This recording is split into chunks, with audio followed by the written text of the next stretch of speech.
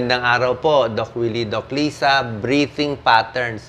Ano yung tamang paghinga? Lalo na kung merong mga may sakit, may pulmonya, may COVID, may malalang sakit sa baga, merong abnormal na tunog eh. May sound ka maririnig sa baga. Ituturo ko sa inyo para malaman natin yung sakit.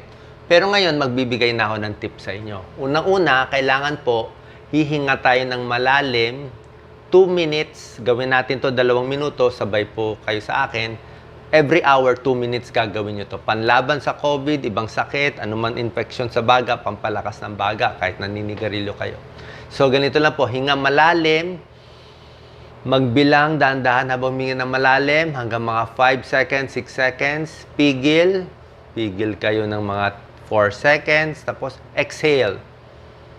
Labas yung hininga, mga 5-6 seconds. Ulit-ulit lang yan. Hinga. Gusto mo mag-expand yung baga eh. Para magamit natin 100% ang baga. Kasi pag tamaan tayo ng infection, nasisira yan, no? Nasisira itong baga eh. So, yan lang po gagawin. Kahit mga may COVID, yan din ang ituturo ng doktor. Deep breathing, 2 minutes every hour para ma-expand yung lung, talagang punong-puno yung hangin, para kahit sirain ng infeksyon, mabubuhay pa tayo. Hindi babagsak yung oxygen sa katawan. Ngayon, yan po, inhale, exhale. Pinapakita ko sa inyo. Pero, minsan, kung meron tayong may sakit, matanda man o bata, naririnig nyo, iba yung tunog ng hininga nila. Pakinggan nyo maigi, pwede nyo lagay yung tenga sa may dibdib, di ba? Merong mga lung sounds na abnormal. Ito yung mga abnormal lung sounds. Yan, oh. Pakita natin, Doc Lisa. Ang normal sound sa baga, parang hangin lang na pumapasok sa drum. Ganun lang, hangin lang. Ang abnormal ito, crackles, ronchi, wheezes, stridor, at rub. Ipapakinig ko po to sa inyo. Unahin po natin itong sound, pakinggan nyo, Doc Lisa. Crackles. Ang crackles, ang tunog niya, parang may nasusunog eh. Parang firewood burning. Parinig ko sa inyo, ganito ang crackles. Yan, parang ganyan ang tunog. Parang may nasusunog. Narinig nyo ba yan? Yan ang crackles. Isa pa. Naririnig nyo yung sound na yan, pag nilagay nyo yung tenga sa dibdib ng bata o pasyente, dapat walang ganyang sound. Pag nakarinig kayong ganyan, ibig sabihin, may plema na nakadikit sa maliliit na daanan ng baga at gumagalaw-galaw yung plema. Left, right lang siya. Nandito siya. Kaya nagka-crackle siya. So, yung hangin, may plemang dinadaanan, tumutunog. Plema yon. So, anong sakit? Pulmonya. Infection sa baga. Pwede rin heart failure na may tubig sa baga. Yan. Yan ang possibility. So, narinig nyo na, crackles. Pag nakarinig kayo ng ganyang sound, ibig sabihin, merong mga plema. Ano? Hindi po normal yan. Ano? Krok, krok, krok. Yan ang naririnig ng doktor. Next naman, huni. Pag nakarinig kayo ng ganitong tunog, parinig natin, huni. Ano? Parang musical instrument. Anong sakit yan? Siyempre, hika.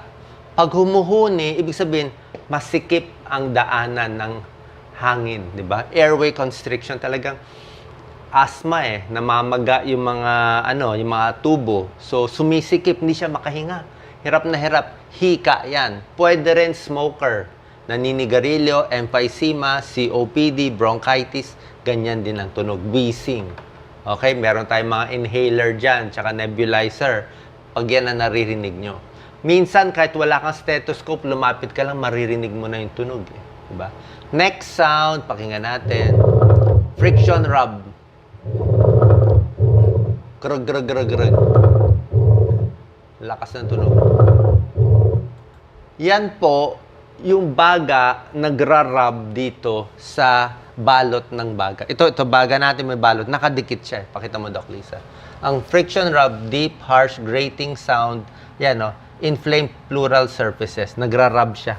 So, pwedeng nakadikit yung baga dun sa balot niya, kaya nagra-rub eh. Pleuritis, namamaga doon sa baga or may pulmonya. Okay? Lahat to kailangan ipacheck sa doktor. Next sound ay ronchi. Pakinggan nyo muna tong ronchi. Ano tong ronchi? Ayan, Lakas, oh.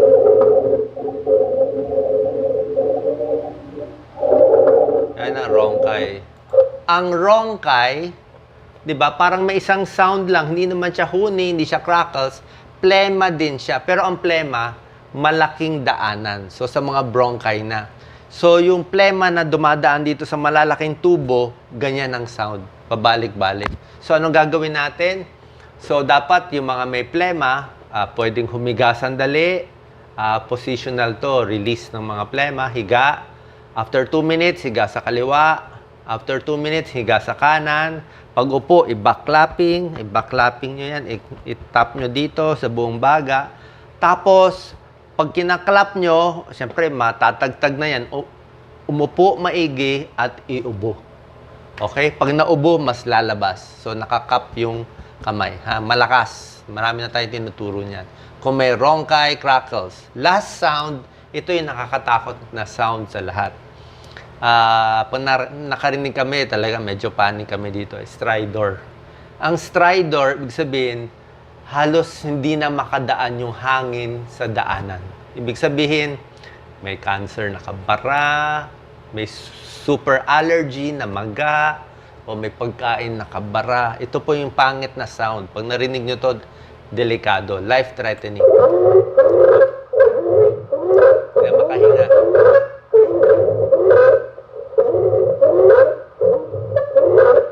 Me in nursing school. Okay. I will... So, bukod sa tunog na naririnig natin sa paghinga, mahalaga din tingnan ano yung pattern ng paghinga. So, kung ang paghinga ay normal lang, yan, hinga, binibilang din natin. Every minute, gaano kadalas huminga ang pasyente. Kung ang paghinga niya, mga 12 times, 10 to 12 times na hininga sa isang minuto, bilangin nyo sa loob na 1 minute, normal yon. Pero kung masyado mabilis, mga 20 times, lalo na kung bata, baka 30 times o 40 times yung hinga, hingal na, baka may pulmonya na po yun. Meron namang ibang klase ng paghinga na abnormal. Yung hihinga sandali, tapos titigil ng matagal. Tapos hihinga na naman sandali, titigil. Ito mga abnormal na paghinga o biglang hihinga, mawawala, hihinga, mawawala. Pwedeng may problema sa utak. Pwede na stroke. O pwede nagloloko yung carbon dioxide at oxygen sa katawan. Meron din ganon. Baka makocomatose. O baka may sleep apnea, obstructive sleep apnea. Pwede rin yon yung humihilik. So, dapat normal yung pattern ng paghinga. Tsaka pagpapakinggan, wala ring sound. Ang kadalasang sakit na dahilan kung bakit maraming sound, ito mga crackles, rongkay, minsan wheezing pa rin, pulmonya. Okay? Sa pulmonya, very common to, kahit sa COVID, nagkakapulmonya din. Yung daanan ng baga natin, napupuno ng tubig at plema. Ayan, ang daming plema. Madilaw na plema. Kaya nahihirapan huminga. Meron ding pulmonya na mas mild. May pulmonya ka, pero kaya mo pa. Kaya mo pa. Oo, nalalabanan mo. Tawag dyan, walking pneumonia. Naglalakad pa siya, pero may pulmonya na siya. So, mas mild. Misa sa x-ray, nakikitang ganyan. Meron namang ibang x-ray na mas diffuse yung mga plema nakikita.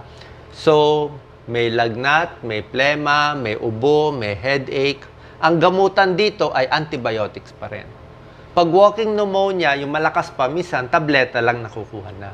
Pero yung malala na, yung marami ng sounds, may edad, may diabetes, may sakit, ay dinadala sa ospital. Kailangan bigay yung antibiotic sa suwero, medyo mahal lang po to, para gumaling ang pulmonya. Pag sa may edad, ang hirap gumaling ang pulmonya.